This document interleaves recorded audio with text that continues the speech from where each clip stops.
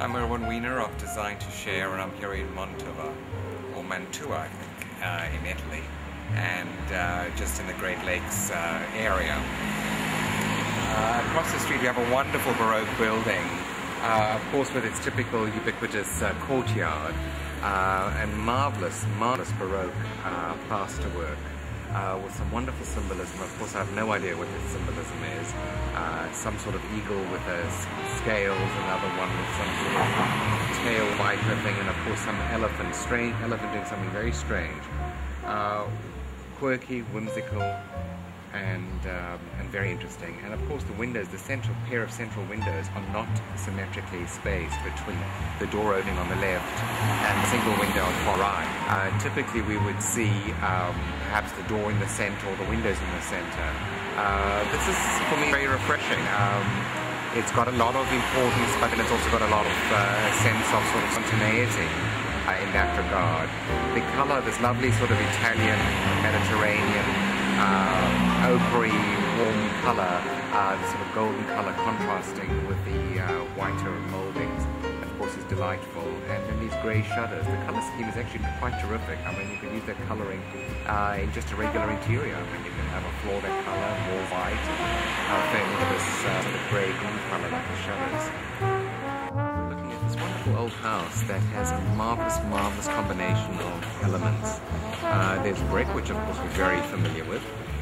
There's stone, or possibly terracotta, which is a surround around the window openings. Some wonderful wood details, heavy wood on this balcony. Of course, excessive amount of wood, it's not really necessary.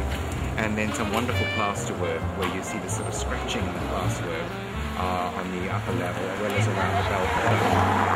There's a metal railing towards the bottom, and stone or concrete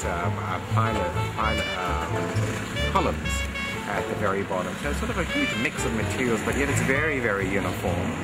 And what I love about this, you have on the top floor these very symmetrically, evenly spaced windows.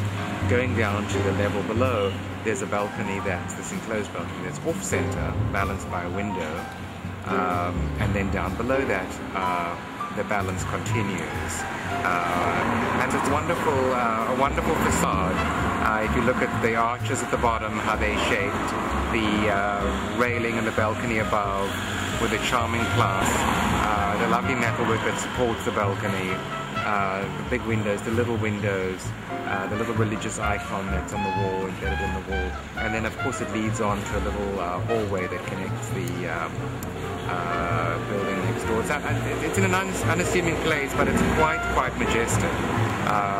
And then of course it's on the canal, which is very charming. And then adjacent, of course, is a building that's got a yellow stucco or yellow plaster around. So it looks like a stage set from Barbara to build.